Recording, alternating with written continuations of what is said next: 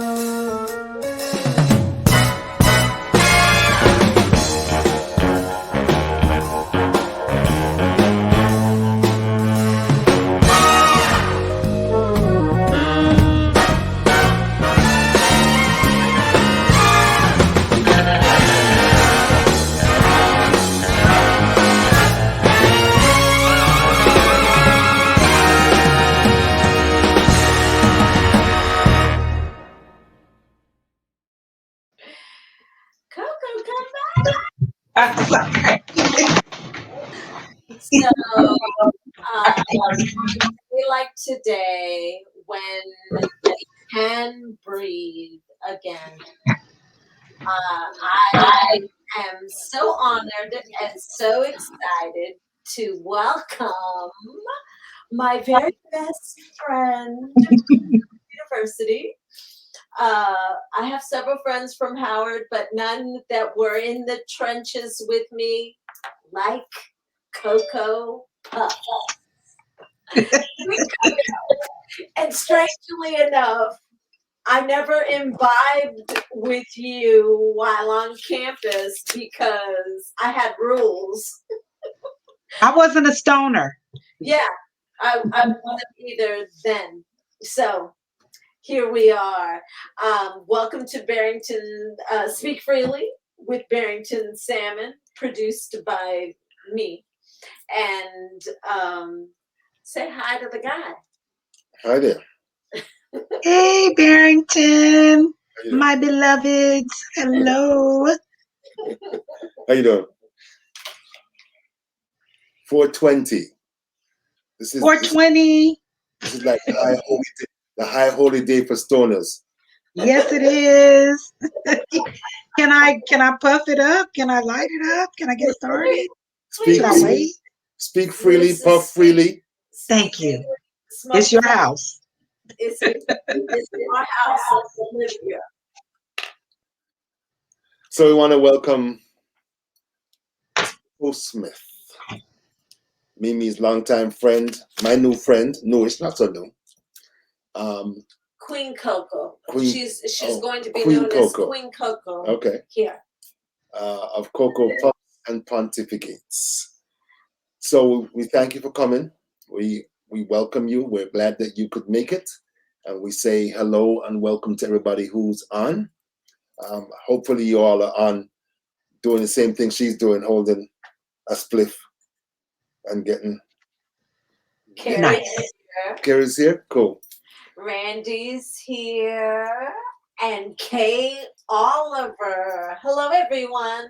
Hello.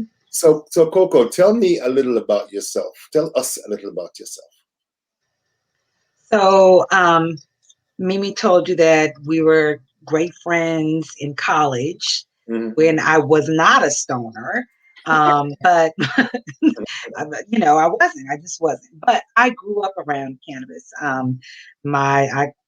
Food, family, and cannabis went all together for me. So every family gathering, there was kind of the high tribe of all the men in the circle in the garage smoking, all the women in the house cooking and eating. Only men? Mostly it was men out there in the group, Mostly it was men. And because my dad has like 5 brothers, so it was always him and his friends and all of that. So and as a teen, I did experiment with weed, stealing roaches and that sort of thing. But it never was something that I never purchased my own weed. I never took to it. that far. But it was never criminalized or anything like that in my view. I didn't have a negative view of it because my father was a great father. He's a provider, a protector, but he smoked weed practically every day. So, and and he's always been my biggest fan. I was telling someone today that there's nothing like a little girl or a woman who, when she walks into the room, her father's eyes light up, and so that's a connection I have with my father and I've always had with him. But I had an injury to my leg that caused nerve damage. And the doctors just recommended pain medicine and said I just have to live with it. And it was my husband who recommended that I try cannabis. And so I went to my dad and he, introduced me. And I don't know. And, he has kind of a clubhouse setting in his garage. And I have to tell you that not only did the pain and discomfort from the nerve damage on my leg go away, but I also kind of just discovered a whole new way to be without kind of without stress. There was like stress was taken off of me, and when I smoke with my dad, it's incredible because I feel like we're so in tune, you know. So it's a miracle plant to me, and certainly meant for us and me to connect with people and to connect with my life. I decided to start Cocoa Puffs after I started talking to Mimi, and she wants to make everybody do a show and a movie. And I'm like, okay. I was like, okay. So we did it. We're here. And today is like, I'm coming out. 420 Queen Cocoa Puffs is coming out. She's out. Okay. We're honored that you're on Speak Freely. You're in your debut is on Speak Freely on 420. I was laughing because this morning, Nana Tigare came when we were doing libation. Yes. And he was saying that when he left us, he was going to imbibe. So, because he he loves ganja. So, yes. if you want to make it happy, bring some of that California strain when you come to visit. My bad. Oh yeah.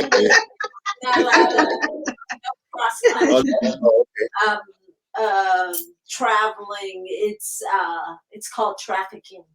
It's really interesting because I just went online shortly before I came on here just to look around and see, and in the 1930s, some white dude who was a federal official, he began the work of criminalizing marijuana because they said that they were afraid that black men would be stoned all the time and be running after white women. Yeah. So it's like everything in this country, every type of prohibition that they put in front of us is to stop us from getting close to white women. Yeah. Well, you know what? On that particular topic, I'm grateful that my father and his brothers had ganja, have ganja, because the stressors of being Black in America, being a Black man, being a father, trying to provide for your family, that thank heavens, thank the Creator for a plant that gave them some respite. You understand what I'm saying? Like, I believe that it's a respite for folks, not per se an escape, but a way to see beyond what is so plainly written, in the cards that black man, you're not meant to be able to take care of your family without killing yourself. You don't have to sacrifice your dignity to provide a living and all of that. So the way I see the plant, and I was talking to my dad about realizing that he smoked my whole life, and he kind of was like, we were trying to hide it from you. I was like, were you really trying to hide it from us? Like, we knew it. He said, well, it was illegal. We could go to jail, So even in all of that, there was a risk involved. Yeah. For them to create a circle with each other where they could convene outside of the stresses of being Black in America. Yeah. I had I've had an interesting relationship. You and I have had a very similar paths, but I witnessed weed being, or I shouldn't say weed because my son will get mad at me, but flower or marijuana being smoked pretty much all my life. I, like you, I don't have, I have many uncles, but I have 9 brothers, and 3 of them, musicians, and creatives, artists. They smoked, and I I went to, they took me, I was like 11, maybe I was 10, I can't remember exactly how old I was, but they took me to a Bob Marley concert. And I was not, somebody was taking care of me. I'm not going to name any names, even though Josefa is long gone. Rest her soul. One of my brothers took me to a Bob Marley concert. Because they didn't have anybody to leave me with. And I think I got a contact high. I bet you did. Oh, you think you didn't? I kind of think I always had a contact high. So, and it was like, if I was 9 or 10, it was 1970. 4, 3, 2, 1. I'm not trying to give my age, but yeah. So it was around that time, and I, it didn't bother me or anything. I probably thought it was weird. Went home and went to bed. And I do remember them saying, "Please don't tell mommy we took you to a Bob Marley concert." So I didn't say anything. All's good. After that, I was a Catholic schoolgirl, so I never smoked. I was a good girl. I was the one that all of my stoner friends would be like, "Let's bring Mimi. She's not going to tell anybody, and she will drive." So I was the designated driver. I was never drunk. I was never high. I was always, rescuing people or the driver. And I grew up in South Florida in the 70s and 80s, and it was drug dealer alley, cocaine cowboys, and weed smoking paradise of that era. And when I turned 18, I think I was going out with all of my friends, and at some point I just decided, hey, I'm gonna try. And I tried it. And I still remember that day because one of my best friends is still a very good friend of mine. And he always says to me, "Mimi, has it been a long time?" Because I went into the shower and I swear I washed my hair like 20 times because I forgot if I had washed my hair before. I think I was really messed up. And when I went back into my room where all my friends were, I was like, was I gone a long time? And so that's like his opening line to me. And so, my history with marijuana has been very varied. and really interesting, and pretty much in that same way that you are now consuming is the same way that I'm consuming. I have had very, very, very good results with my daughter who's on the autism spectrum and has anxiety disorder. Plus, she got diagnosed with a couple of other different things, and the marijuana has been extremely helpful. She doesn't smoke, as she never has, but we've given her things like Rick Simpson oil and gummies for calming methods. And there's a lot of studies out there about the benefits of using marijuana for anxiety and stress. And I mean, the plant is so, we know so little about the plant. When I started using it, I just wanted to know as much as I could. And one of the things I never knew is that our bodies, all living organisms, have an endocannabinoid system. We naturally have this system. And so uh, the cannabis and the agents in cannabis actually um, build on those receptors in our body. So it's not even foreign. And it also kind of learned a little bit about how that speaks to how we all might respond differently to different versions of the plant, or I should say different strains or different terpenes. And because of the prohibition behind it, because of um, you know the how hemp could actually take over so many other industries, because of those things, how the research has been halted is really not a service to the medical community. It's not a service to the it's not a service to the mental health community. And I think very hopeful that, well, things are changing. And um, and I'm looking forward in this administration for at least a strong crack at the national legalization of the plant, and primarily so that investment can open up for research to really understand all the complexities and the benefits of the plant. Because Chuck Schumer said, I read something today where he's saying that they're trying to decriminalize it by 2022. yeah, And there's been this long effort by folks who support cannabis use and decriminalization to get the federal government to take it up to Schedule 1, Yeah. because that's the reason why. And I was reading about folks who sell, like, have these dispensaries, and they're saying you can't take the money to the bank. That No. there's So yeah. all So these they can't.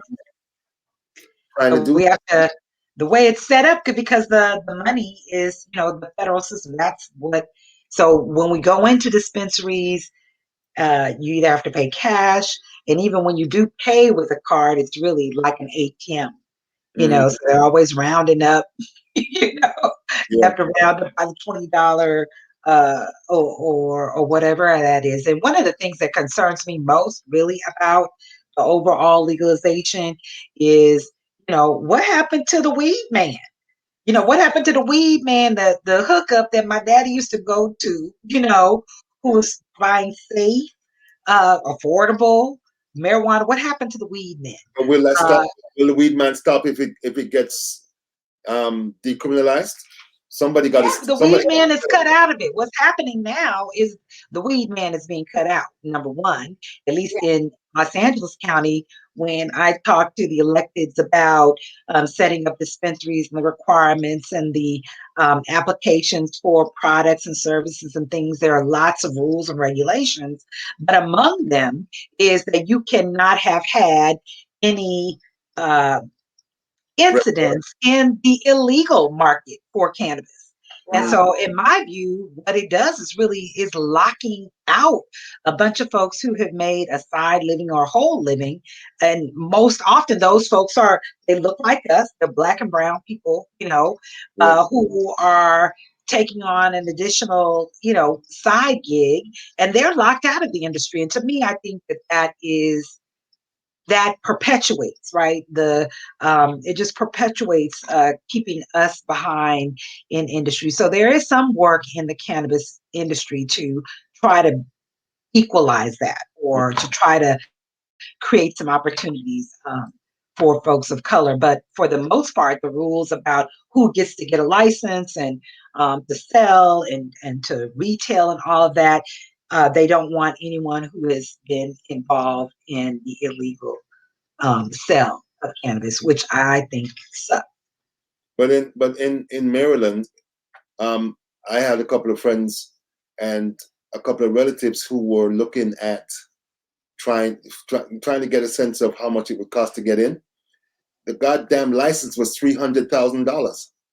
Yeah. So they and in Maryland, black people had to go crazy because they had like 17 dispensaries and none were black, and Yeah. people were like, what the hell? Yeah. And they were acting like, oh, it was just an oversight.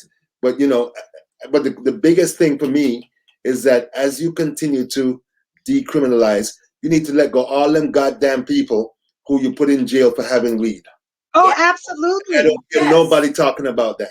Absolutely. Absolutely. And Absolutely. and why if you sold marijuana and now it's legal, why should you have to continue staying in jail for an old law and be cut out of legitimate business that you've already have experience in? What Yeah. is that? But that's America. Yeah. Yeah. That's America. Yes, So ma'am. so um are there groups of folks like us who are trying to figure out how to get a foot in the door, or is it mainly just white folks? Uh, I think that there are a number of groups who are working to create more opportunities for people of color in the industry. So it already, the things that we're talking about are well known, and certainly the route to legalization has, started back in the 50s, 60s, right? So um, there are groups that are working towards that. And I think I've met a couple of brothers here there's a group called Canna Gather, and they have groups all over the country. There's a Canna Gather LA, and there's a brother who started that, and he really gathers people together, but he's had some experience in marketing and distribution of cannabis and also launching cannabis businesses.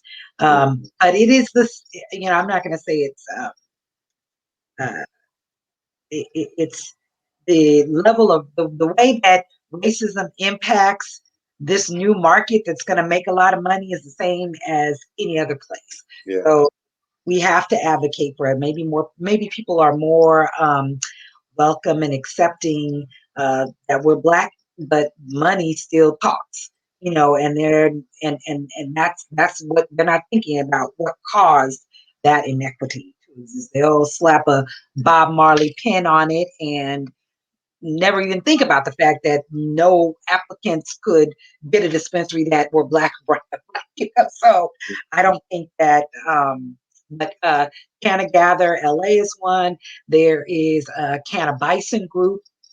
Um, there are lots of groups of cannabis advocates who are, and actually I should say, just like in any other movement, perhaps um, the movement for national legalization is probably ahead of the fight to address the criminality of past offenses and all that, because it's really about the market opening Yeah. and not getting our people free. Exactly what, yeah. So I think that there's probably a lot that could be done in that area.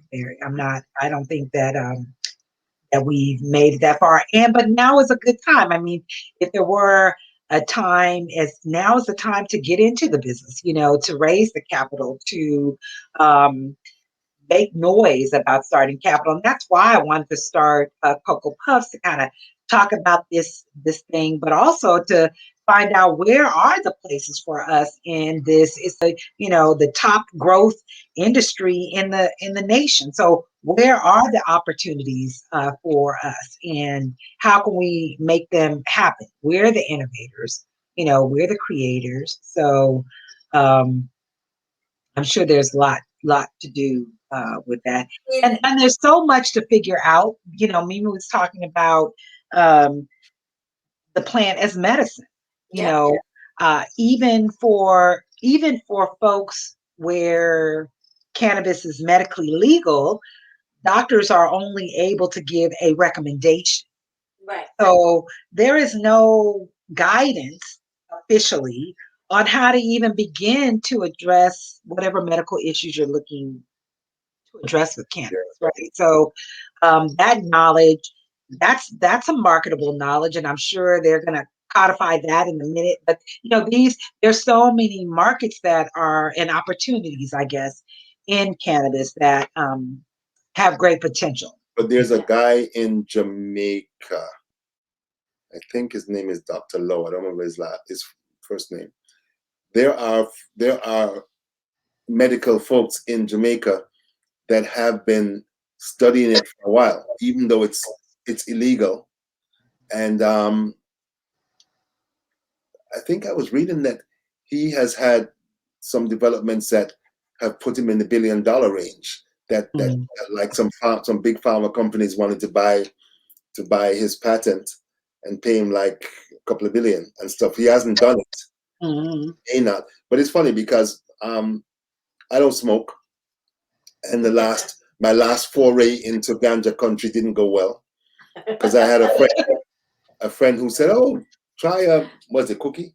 What do you call it? Brownie. A brownie. Brownie, yeah." And she said, "Try this.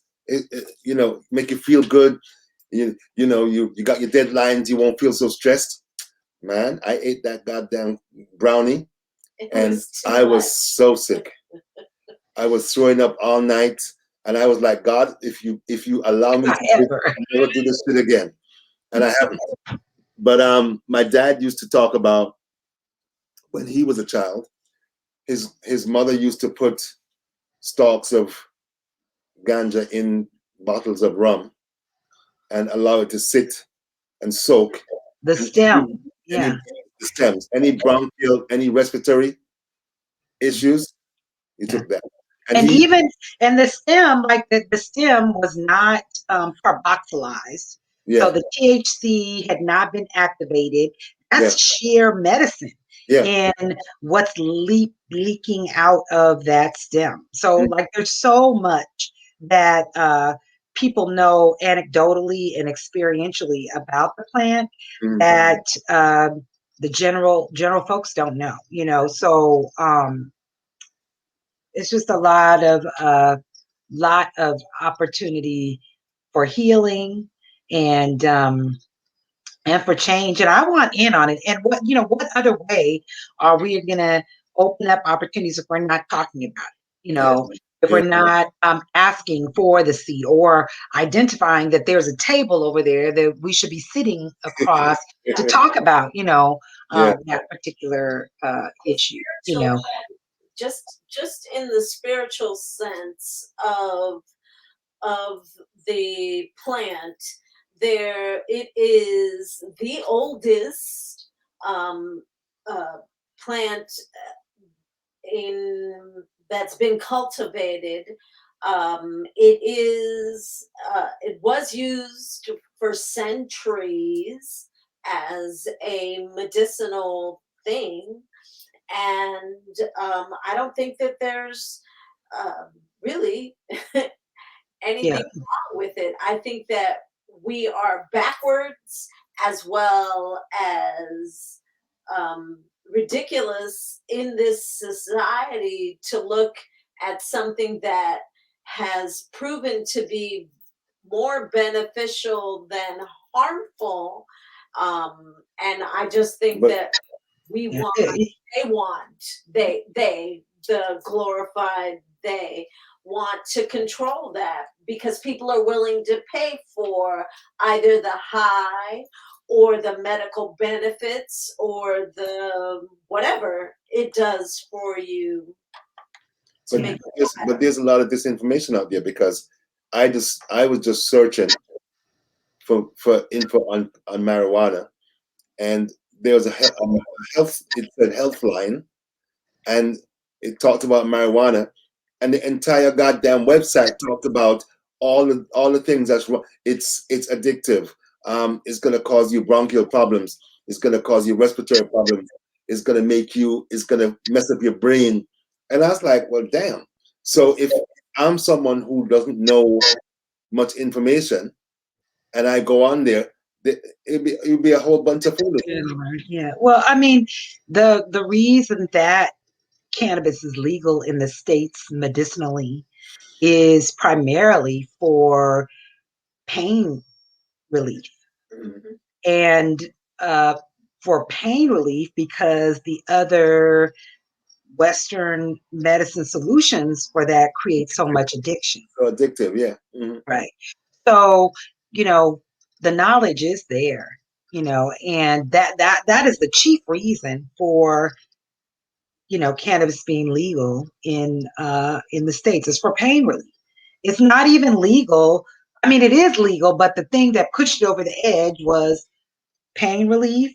And this is a better alternative to managing pain than these other addictive stuff. So So, are you working with researchers and stuff to educate people about the benefits and healing qualities and stuff of marijuana? you know, the way that I'm going about it is who knows the information? Who's been using it?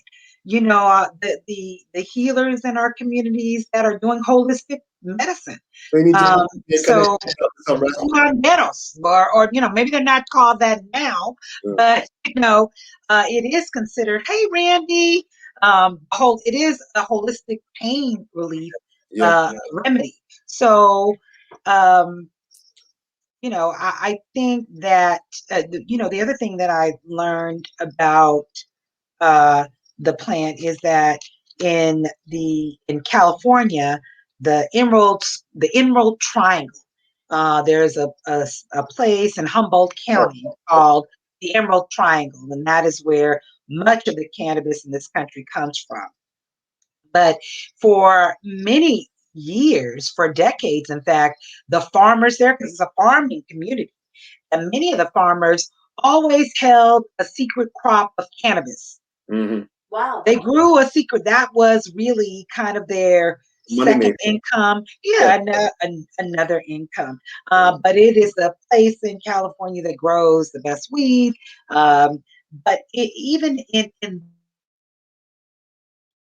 Uh-oh. at the uses as you go into Northern California and you encounter different people, you learn how people are using and drinking it as tea, or chewing on the bark, or I learned just recently the difference between hemp and CBD, which is completely legal, and cannabis in the cannabis plant. So hemp, which grows just like cannabis, looks just like cannabis, except for it has less than 0.3% THC. So the psychoactive element is there, but it's at such a low degree that they're not classifying it in the same way that they are THC. THC, but cannabis. But the benefits of the plant are still present in the CBD. You can buy CBD plants through the mail nationally, right? You can buy those. And for many people, the CBD gives them a complete body relaxation without the psychoactive freakiness of it, or what have you. But it's good for for going to sleep. It's good for the lungs and such on balms and things like that. So I think that it's the combination that really sometimes helps folks the most, right? You've got, in order for your body to heal itself, you achieving a state of homeostasis or achieving a state of relaxation that allows your body to do the work that it does to heal itself, that sometimes cannabis can facilitate that, mentally for me and physically. So, in terms of actual research, I'll be on the lookout for when this happens, and certainly wanting to talk to folks like that. We heard that there are a few, UCLA has a cannabis research initiative. I believe in Maryland, there are a couple of nurses that are doing a lot of research, or have done some research work in this area. I'm not as familiar with that, but that's certainly something I want to learn more about. So are you gonna be like is Puff Coco Queen Coco Puffs and Pontificates? Are you gonna be doing it like once a week, once a month, regularly, just to educate those who come through about different aspects of marijuana? Well, this is a whole new arena for me. The video pods, like I'm on Facebook and all that, but all of this is new. So I don't know, I'm going to commit to a weekly video, but I'm going to crank it out as quickly as I can. And already there are some topics that I want to talk about, cannabis and weight loss. People talk about cannabis gives them the munchies, and so they don't want to do it because, they're trying to guardar la figura. They're trying to, manage their shapes. Yeah. But cannabis doesn't have to give you the munchies. And in fact, studies show that people who smoke cannabis are thinner than those who don't. So, I may spend some time talking about that, or even talking about it as a sleep aid. Talking about what cannabis does for women and orgasms, and some of the myths about. What does it say about that? I'm curious. Well, many women who have taken cannabis say that it certainly does heighten, and it heightens their orgasms or makes them more orgasmic, primarily because, excuse me,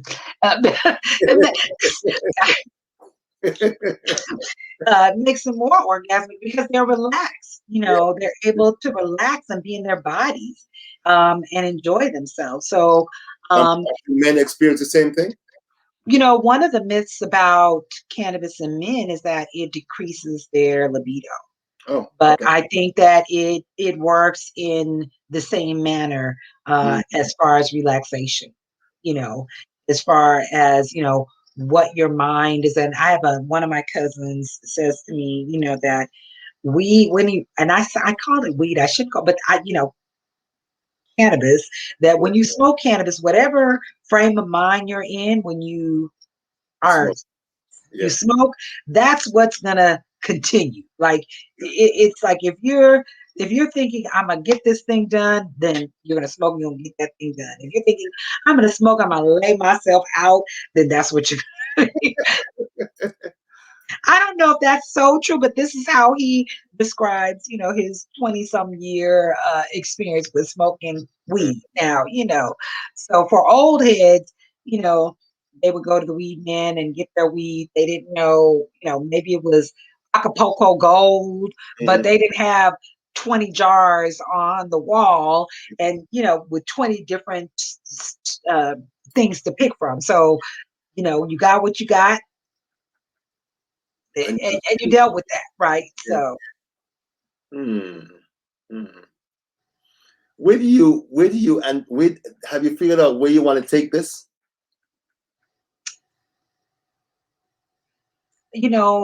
As much as I can share about what I'm learning, I would love to ultimately be able to share like products that can support people in the ways that I've been supporting my cannabis, whether that is, a line of agua frescas that are infused, or whether that is just some coaching, coaching some folks through finding what works for them in cannabis. And I have done that with a few friends who were interested in using cannabis to deal with medical issues and mental health issues because of the results that I have. And just based on my experience and the research and all of that, I was just able to talk with them and look up stuff and learn about how, you know, how to tweak and how to go about trying cannabis. One of the doctors here in Los Angeles, uh, Dr. Williams, who in fact does cannabis recommendations in South Los Angeles, has been an anesthesiologist in the community for probably 30, 40 years. And when cannabis was legalized here, he's an older man, but he began to give out cannabis recommendations. And in fact, now that's all he does. And I got a chance to go and talk to him about that, having been in the traditional, anesthesiology field, to talk to him just a little bit about cannabis and how he came from being an anesthesiologist and a family medicine doctor to making cannabis recommendations full time.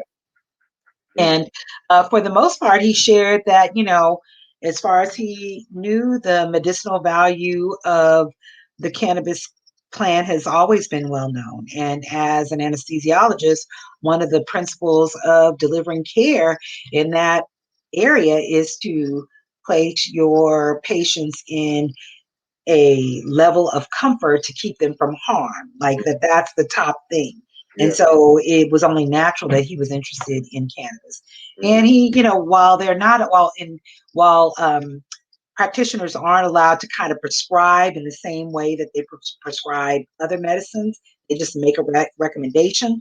They're not really supposed to tell you how to ingest it. He shared with me a few things about managing pain, for example, or using it to sleep, that he would recommend to patients if they were to ask him. And one was that just in terms of pain management, that having a little bit of cannabis in your system all the time is the best way to stay out of pain. Now, that seems like it should be. It's kind of the same rule of thumb with the way that they administer pain medicine. They're like, have it in your system or what have you.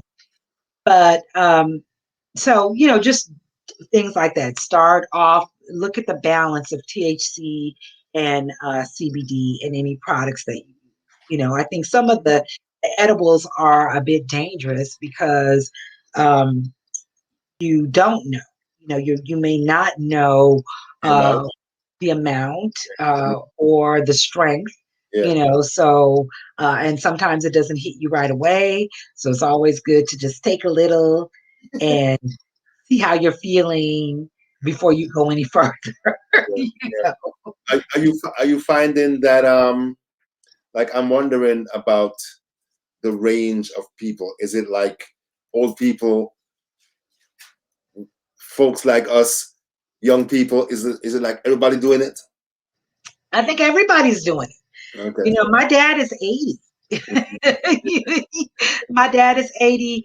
Dr. Williams is probably 85. And I must say that both of them have been smoking weed for a long time and they look in great health.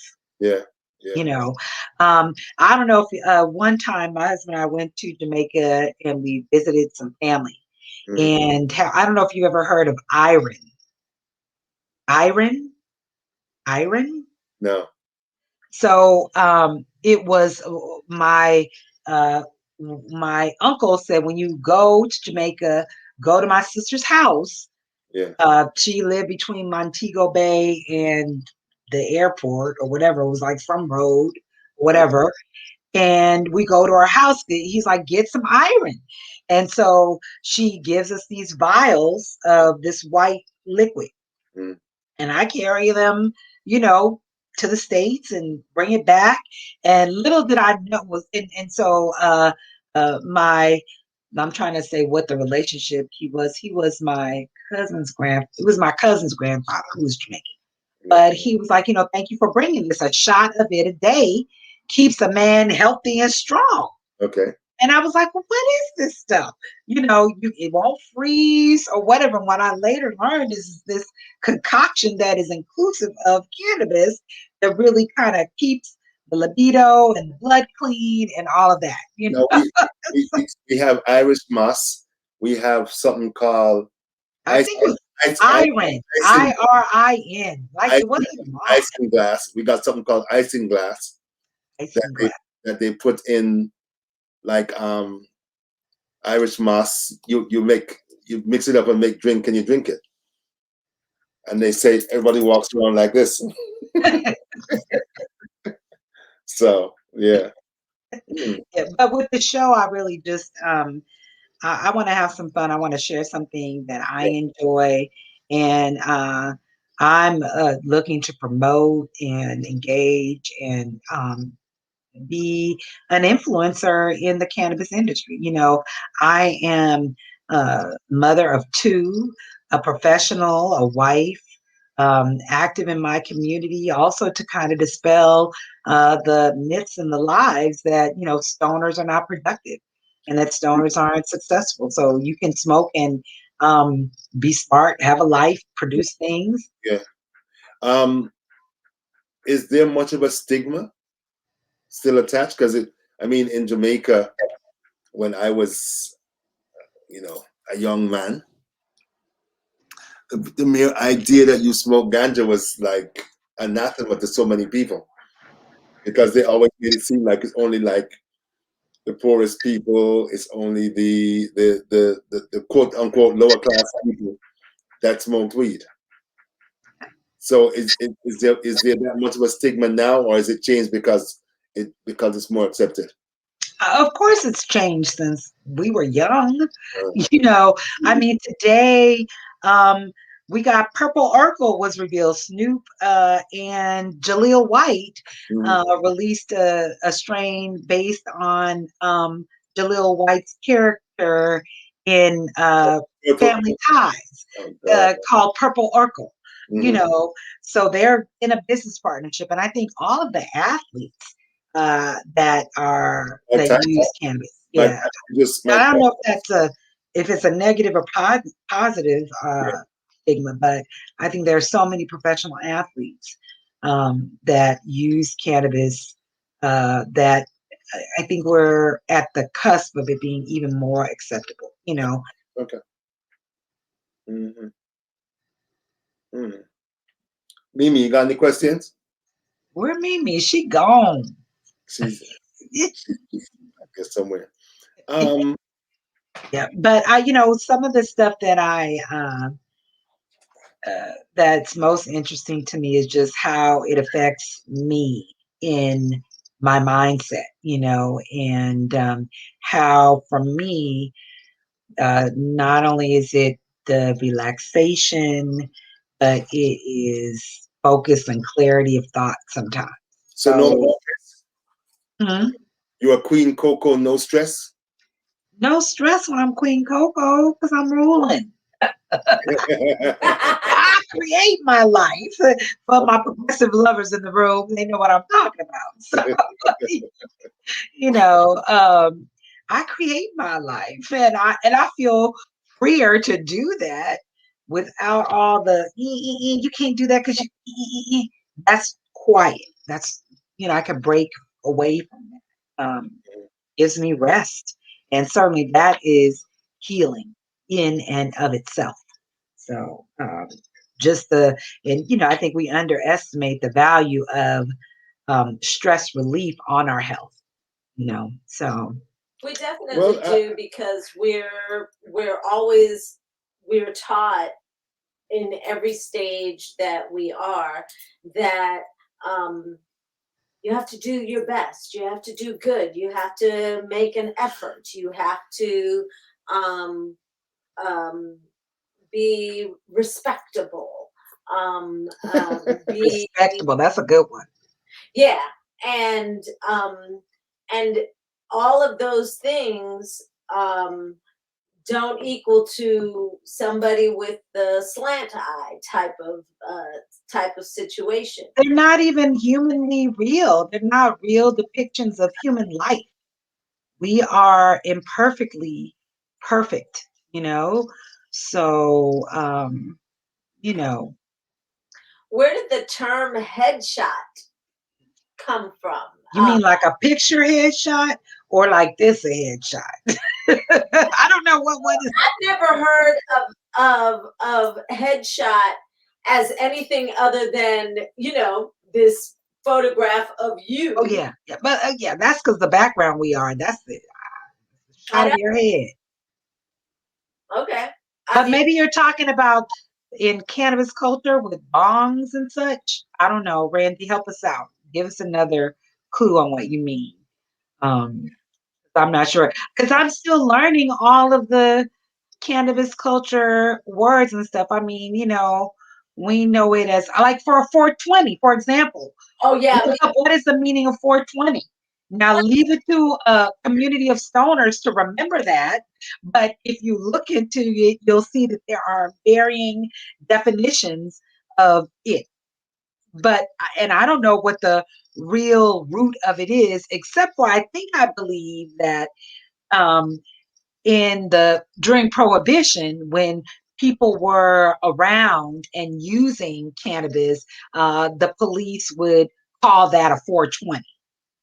Yeah, I heard that same term, that 420 is the term for marijuana use. And then it became this day, because I remember one day, maybe 6 or 7 years ago, and I had having no idea. I saw all these people on Facebook saying, happy 420, happy 420. You didn't know about it? I didn't know about it. So because I'm your, let me hide in my bathroom when on a Saturday. I have rules and regulations. It has to be a Saturday. I cannot be working on anything. I cannot be around anyone I don't trust. All of these things have to come into play, or there must be salsa playing somewhere so I can dance. Those are my. Do you still have all those rules, Mimi? I mean, has weed becoming more acceptable? Yeah, my son works at a dispensary. Hello. He has a certificate from the place that I work in. I don't know, in being a bud tender. He's a bud tender for terpene, like terpene studies, which is something that he finds fascinating, and he's always talking to me about it. And he's always correcting me. No, Mom, you don't say that. This is what. Yeah, you don't say it that way. But anyways, my whole 420 day thing was pretty funny, because 420 also happens to be my ex-husband's birthday. So I say to my my son, I was like, what is your dad's birthday like a national holiday? Why is everybody like happy 420 all over Facebook? And he's like, Mom, you are so dumb. And I did feel stupid, but it was fun, because I was like, yes, Randy, vamos a bailar, because everyone that knows me knows that I become, even though I'm still the same person, I do, once I hit the dance floor, it's like, I don't care, get out of my way, as a dancing. And this is my freedom, and this is my uninhibited, totally true self. And so, and being high on marijuana helps me get the plant medicine is a gateway. Well, what about finding your authentic self and being comfortable in that? Like for me as a Black woman, this plant is part of my liberation, and part of my self-care. I consider that a freaking revolution, that I put myself first and my pleasure. So part of the exploration of this is in fact an exploration of how to take care of myself and do what I'm a grown ass woman. Can I say that? And you can speak freely, you can fuss, you can do whatever. Yeah, you can. and and so whether I'm, hiding in the bathroom or not sure that I'm going to let people know that I smoke, like at some point in our lives, we get to a place where, like, this is just me. This is just me. It's what I want to do. I don't owe anybody any explanation. I'm qualified. You're not qualified to live my life. So I think having been a daughter, a parent, you know, and now you're always a parent and all that. And I guess I've been you're my daughter's second mother, and she always says that you are me, that I'm her. And so we probably parent very similarly in that, I just want my kids to be equipped to make their own decisions and live this life, like live it. If your kids say they want to smoke, you'd be cool with that? Huh? If your kids say they want to smoke, you'd be cool with that? They do. Oh, okay. Cool.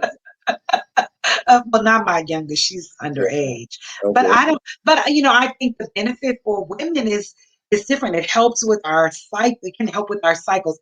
I know what I went through as a teenager, right? And the mental. I had a lot of issues connected with my cycle, and while maybe I got contact high from hanging around my dad, I didn't know the plant. I didn't know of cannabis as plant medicine. Mm-hmm.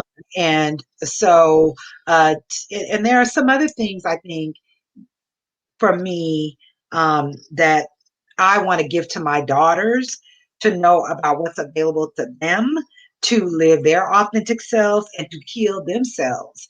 And I don't know, I just, the conversations about cannabis and its use are just another way to get to those conversations. But and I think there is still stigma attached to it. But I'm older.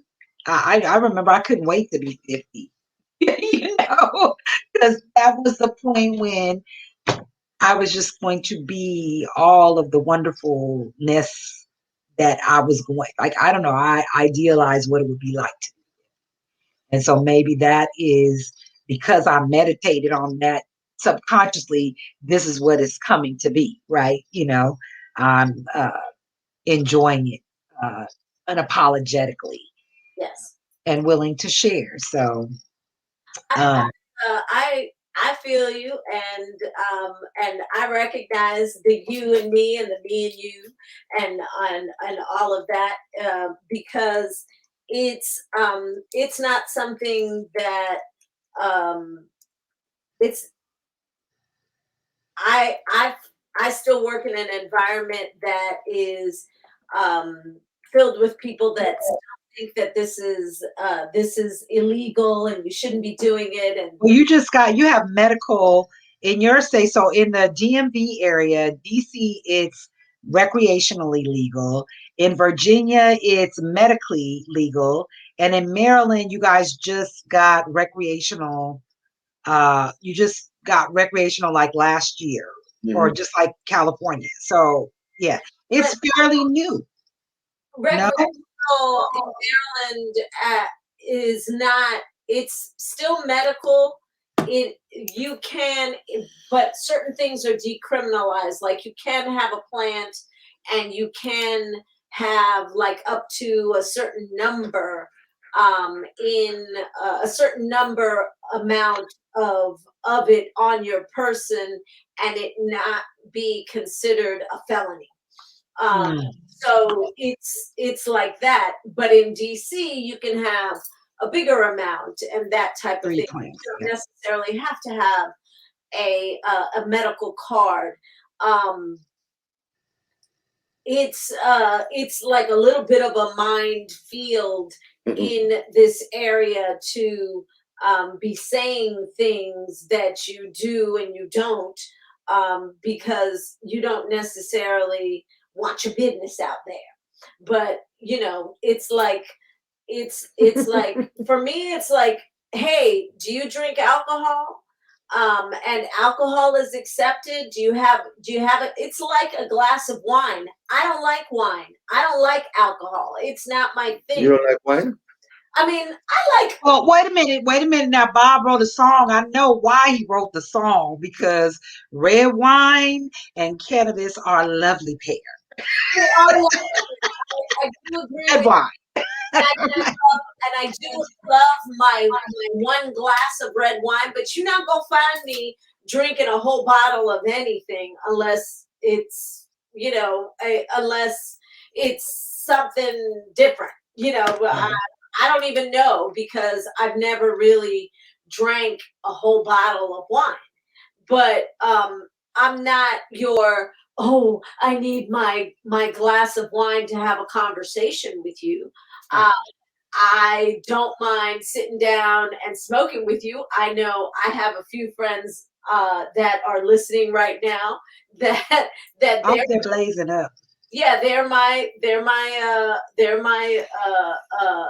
brain trust and smoking buddy and all kinds of other different things that go along with that. And it's not something that I do every day, but I do feel comfortable in revealing that to certain people that would not be judgmental, and I get to choose who knows this information. Now, of course, there you go, Alton. And it's always funny because people are like, "Oh, you're married to a Jamaican. I know you over there. I know. Y'all over there, puff passing away." And I'm doing nothing. just not smoke at You all. and I both are married to men who don't smoke, so I they know. want us to smoke. They do want us to smoke before bedtime. I know. You all right, honey? How you feel? Yeah. Oh my God. I just it's He just knows the difference. it's comical to me because I'll just look at her and she has this look and it's like, oh yeah, okay. She feeling cherry. So Happy wife, happy life. yeah, true. And I want to know about how you deduced about smoking and not getting the munchies. I want to know how you broke that down, how you figured out what strain you needed to This is my cousin. Okay, this is my cousin CB. He lying, first of all. He does cuss you out. So no, so yes, I have. So first of all, in the last, and my cousin should know this. He knows this. That in the last year and a half, I've lost like 50 pounds. yes, And one of my mantras was, "You can't eat everything, but you can smoke." And part of that for me was, I'm not going to eat my feelings. Like when I felt uncomfortable or felt whatever, like my go-to is to stuff it with food. And I decided not to do that. But this weekend, my dad and I were having a little session, and my mom had these delicious cookies. And so I came in and had to, and I, smell like smoke or whatever. And he was like, "Oh, yeah, now you got the munchies." Well, no, I didn't have the munchies. I just like cookies. So, but, but I was in a seminar once, and I asked about strains that would not cause the munching. And the moderator there told me that I needed to stop looking at the strains, whether so closely, but that I should look for the terpene. And that was really my first, and it was cannoli. this French guy, Okay. Frenchy Cannoli, who said that to me.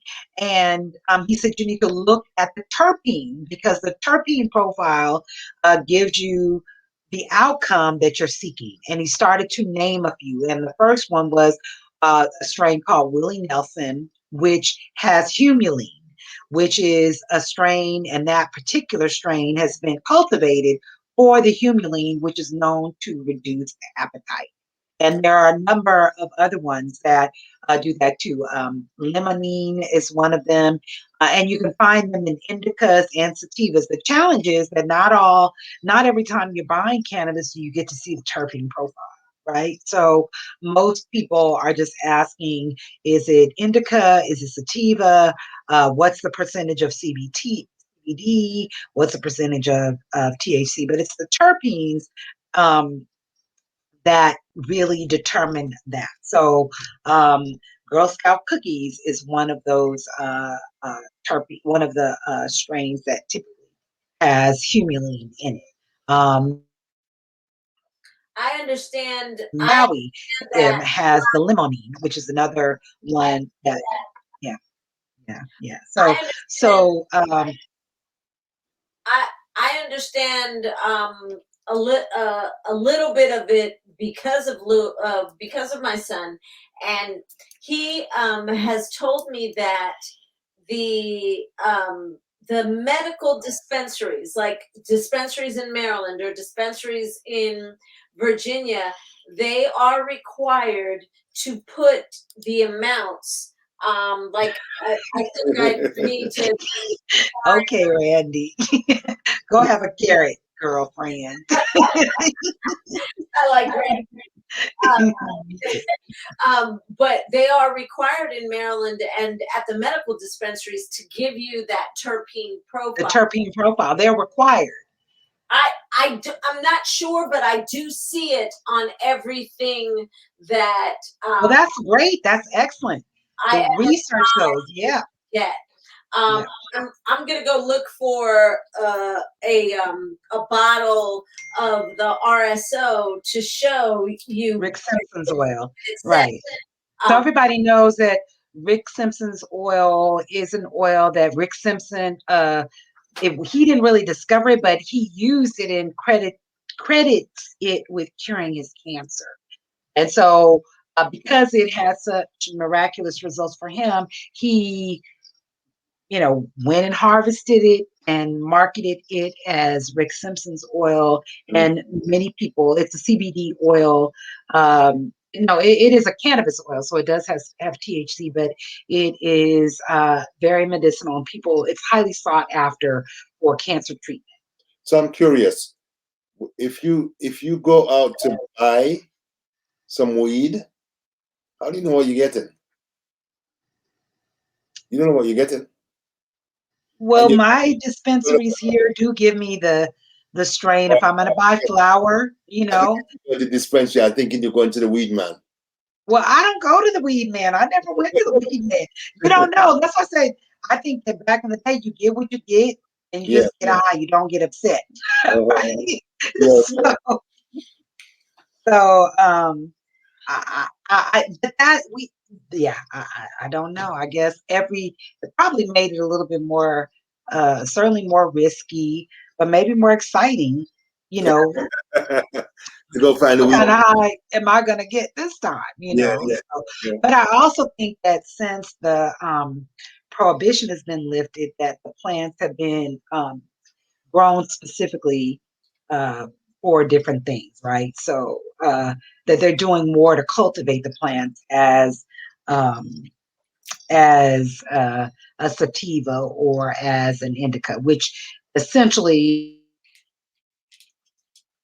the indicas are known for giving you the body high, and the sativas are known for the mental high that Mhm. you get. They all have CBD and they all give you body highs of sorts, but the sativa is kind of a more high energetic kind of high. Mhm. Whereas indicas, sorry, indicas are really like starfish. You get high and you just are like a potato on the couch.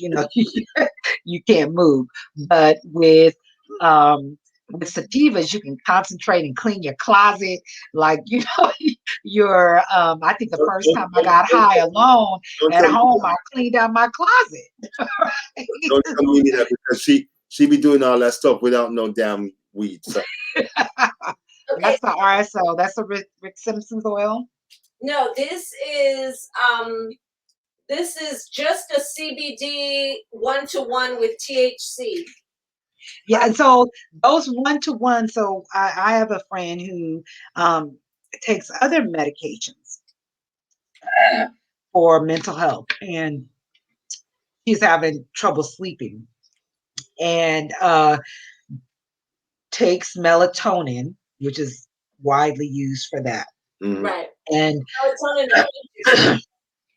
but I tried to. That's a 1-to-1 CBD to THC, but we figured out that 5-to-1 CBD to THC or 10-to-1 CBD to THC works better for her to help her body to relax and to help her to sleep.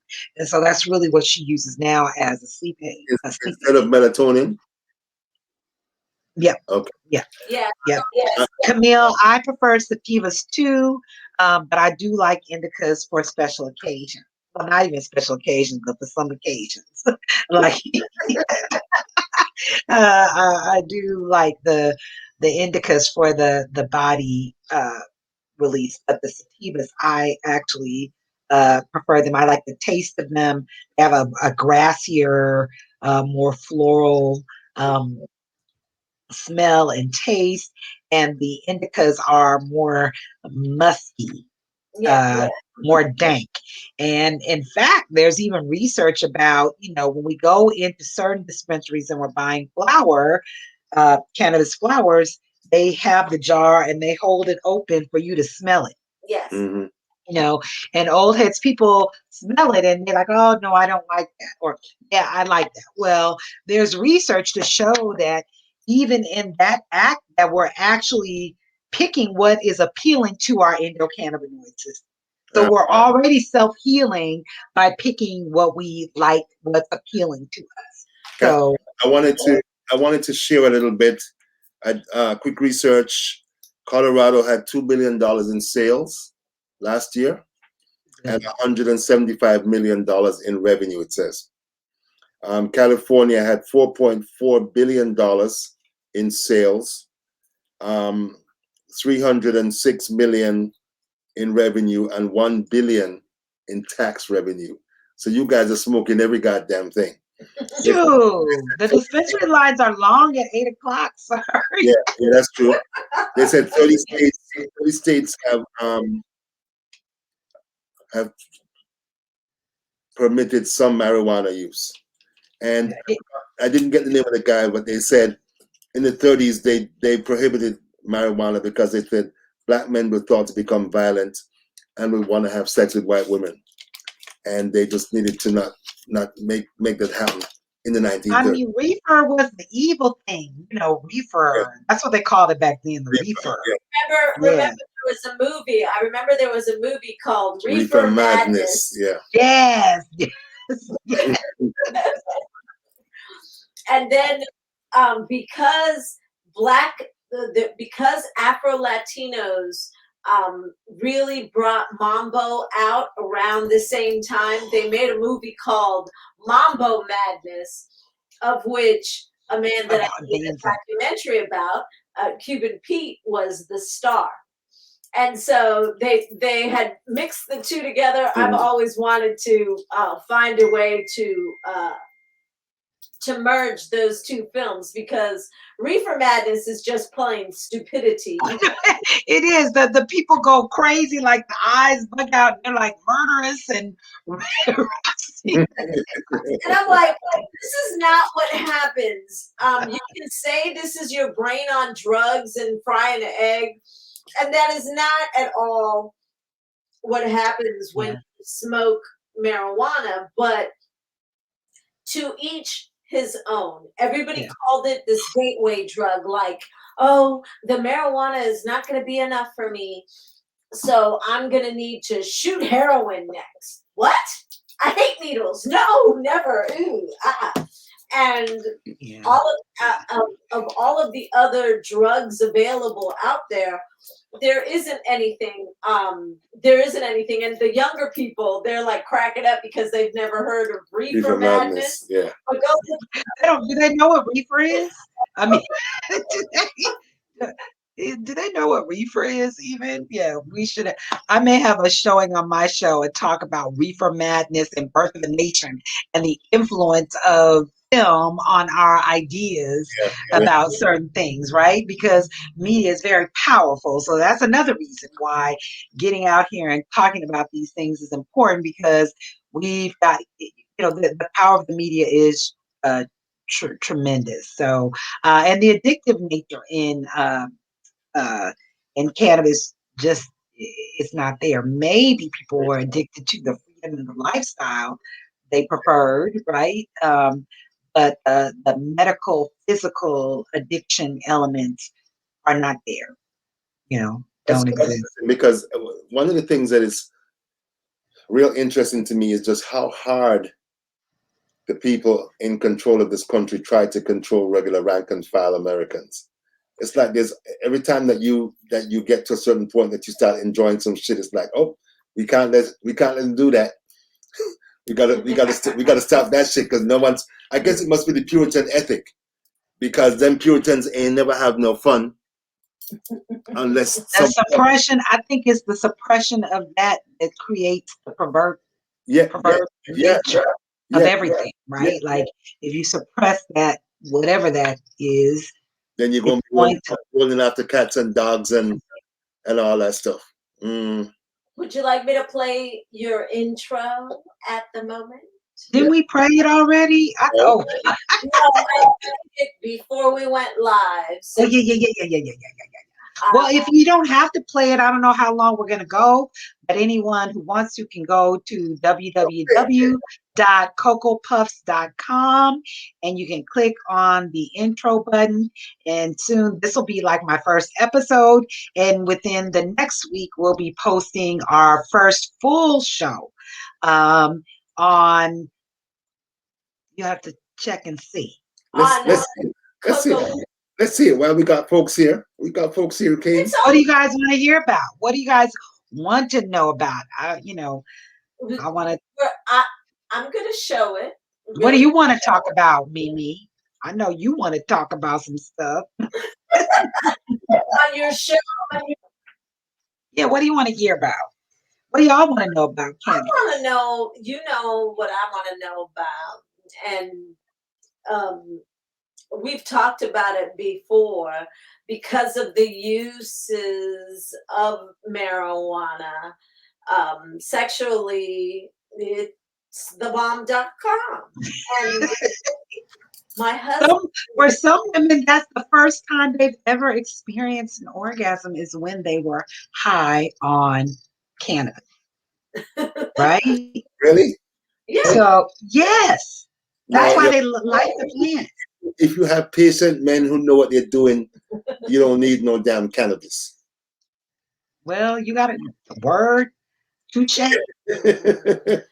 It's true. I do agree with you, but there is a heightened sense of everything. Okay. Of concentration of it's almost like if your brain has 20 pleasure receptors, but 4 of them are blocked by worry, right, or stress, then you're only getting 5 receptors or 3 receptors of pleasure.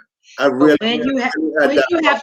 you put cannabis in your system, then 15. Those receptors, you get 10 receptors of pleasure without any of those being taken away. So it's just like, like every little bit helps. That's right. We're trying to go to heaven, right?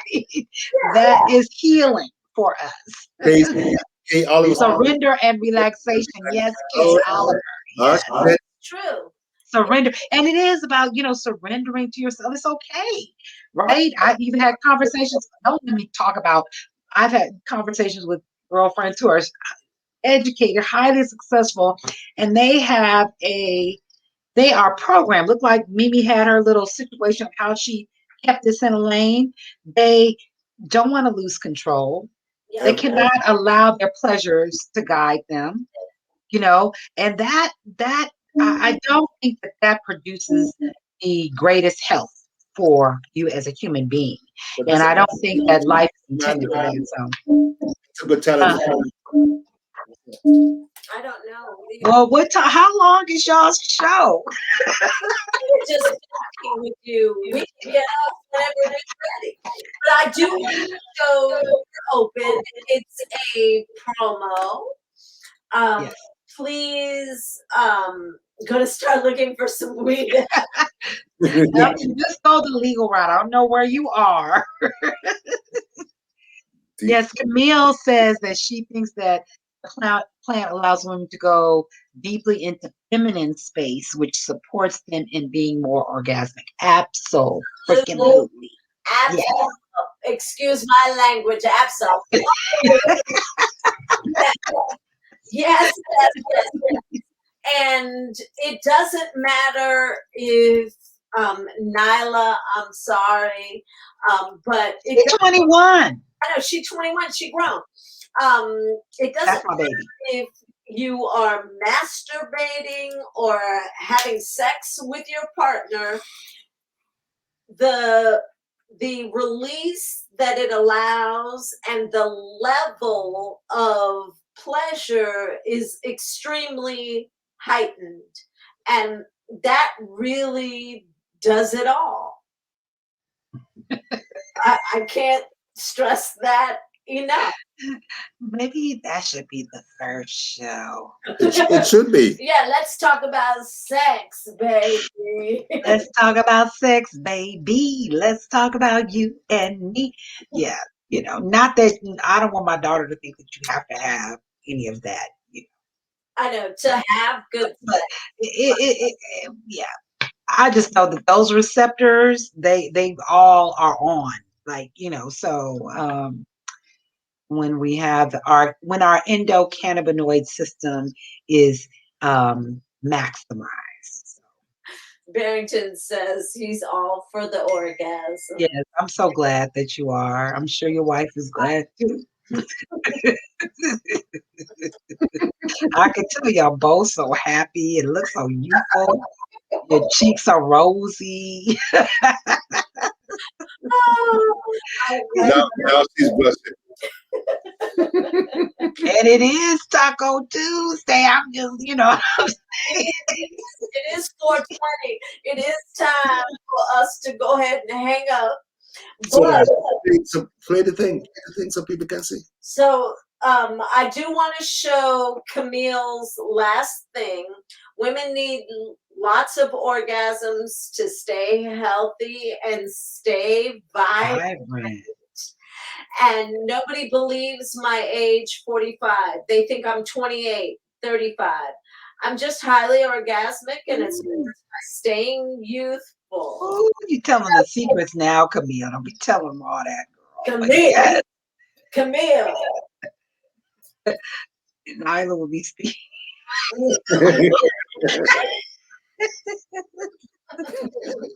It's okay. Nyla's coming over to talk with us whenever she wants. She's got a dose. She's like, I'm surrounded. I can't get away. Well, you know how I feel about it. We spend I spent a lot of effort teaching my girls about getting their cycles and giving them a little care kit.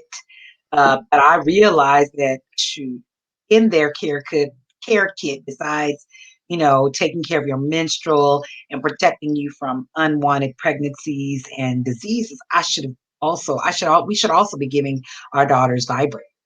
We should also be giving them a manual about self-pleasure. So anyway, that's some of the stuff. Yeah. Back in the day, I used to give certain women that I knew vibrators, the ones that didn't have a man. Was that an insult, or was it kind gesture? Like, how did they receive that? Because they would complain that they were by themselves, they were highly orgasmic, they didn't want to be running around with a whole bunch of men. So I sent them Vibrator. I had a lover in between husbands who I my kids were little, so I never wanted them to see that side of me. And he gave me a vibrator. I don't really like those types of things, but I appreciated the gesture because he knew that he couldn't be at my house late at night, or I didn't allow him there. There go my rules again. I didn't allow him to come over when my kids were home. Yeah. So Yeah. Well, I mean, that whole thing for me too. Like um, I think diminishing. Well, no, I'm glad that you recognized that your pleasure was important, even in those times when yes, you were full-time single mother. But many of us need to understand that putting away and folding away that part of ourselves for any measured amount of time may not serve us for the long term. And, I feel like in some ways I folded that part of me to be mother, be professional, or what have you. And then, you know, we're sexual beings, yeah, and part of us having joy and happiness in our lives is the expression of that. And that part of that is our pleasure. We can be orgasmic, romantically, but we can be orgasmic too in pursuing things that we enjoy. Doing this show is orgasmic for me to talk about cannabis, right? To be with like-minded folks. yeah. It keeps me happy. Camille talked about how much, how many orgasms we need to stay vibrant and youthful. Well, you know what? That comes from living a joyful life and Yeah. doing what pleases you. So it's important for us to pay People attention to that. and women telling people to go fuck off. And no, because if you look at it, women more than men are constrained with all these social whatever Right. conventions, and Rules. they. I always think it's funny because I would talk to guys all the time, and they say they want a woman that's gonna fuck them crazy, but yet they don't want a woman that is sexually experienced. So how does that work? How do you do that? You pay for it? That's you just And I guess we're in a time where I think folks are just tearing down conventions and changing and doing things for themselves and not worrying too much about what society says and all that. I stopped caring about that shit a long time ago. I don't care. I just do whatever. I do want to take this time to give people an opportunity, or actually just ask you guys before we sign off what today's verdict means to you, Queen Koko, and then Barrington, and then we'll show you're open, and then we'll be gone. I mean, it's a good verdict. It's a great verdict, but it also still stings so much. Yes. That this is the measure of justice. And I don't think that George Floyd is the only one has died cruelly at the hands of law enforcement. Right. And for the most part, it's unmet with justice for all of the men and the Black men and women that died with nooses around their necks. So I mean, I'm happy for it, and I think that I'm glad for that progress, but still in me it pains that it takes this, right? We don't even have a sentence yet, but it takes this for a man to be held down with a knee in his neck for freaking minutes, for all of that time on camera, and for you to have to raise a defense. Like, all it's sad, but I'm happy for the verdict, but I'm not jubilant. I'm glad that it didn't. I'm certainly glad that it didn't go the other way, because it would just be another nail in the coffin. But maybe this may inspire folks, but we need to pay attention. Yep. We We need need to pay to be attention vigilant. and be engaged. Yeah. And I'd like to acknowledge that the ancestors, including George Floyd, including Trayvon Martin, including Sandra Bland, Ahmaud Arbery, Breonna Taylor, all of the names, and even the young man who lost his life over the weekend, and people Dante that Wright. Dante Wright.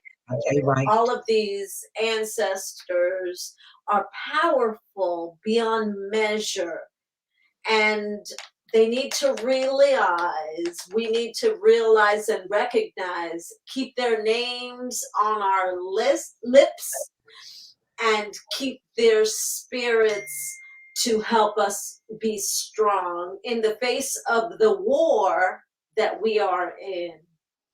Because racism is a war, and I will never say that it's anything different, not living in this country. So I appreciate you. I love you. You know, I protect you with my life. Your daughter is my daughter. I know. And we love you. Barrington? I just say that I expected him to get off. And I was pleasantly surprised, shed some tears when I saw the verdict. I hope we don't get complacent, because it's just one man who's a part of a system, and they keep on telling us that it's a few bad apples, but really, like Mimi said, it's a few good apples in a bunch of rotten motherfuckers. And so I am still at the point where, like, I keep on arguing with people because they keep on saying, no, we need to reform it. And I interviewed the former Seattle police chief, Norman Stamper, last year. And he said, if you talk about reforming the police department, and he had 36 years in as a patrolman and a chief. And he said, if you're talking about reforming the current criminal justice system, all you're doing is moving a pile of shit from one place to the other. Nothing changes. And so I think about that. And to me, the only real change that's going to take place is when the communities, when the folks that are most affected from bottom, it has to be a bottom up change, not President Biden or Mitch McConnell or any other motherfuckers in the Senate, them Republicans in the Senate saying what it should be, because they ain't trying to change nothing, because the status quo works for them. And I think we need to also remember that when you can't say the system's broken, because the system is built and working the way it was supposed to be, to monitor and hold and keep an eye and watch and intimidate and occupy black spaces. So we gotta fight in our hands. So have lots of orgasms, drink some liquor, do the things we like, but work hard as hell for our freedom. So liberation is the way. I love you. I'm about to play your open, and then we're about to leave. I love you guys. Love you too. Yes. Thanks for calling me. Thank you for having me. Happy 420. You gotta come back. Thank you, Camille and Randy and yes, Camille, Randy, Phoebe, Nyla. What's the name was here earlier? Carrie. Carrie, Kay Oliver, Alton. Thank you all. Appreciate you guys. Really nice having you here. Here's the open to Koko Puffs and Pontificates, coming to a YouTube channel. Definitely this one, but others very soon. I'm Koko, and this is Koko Puffs and Pontificates, the curated show expanding cannabis culture, perspectives, and consumption. Puff, puff, pass it on, y'all.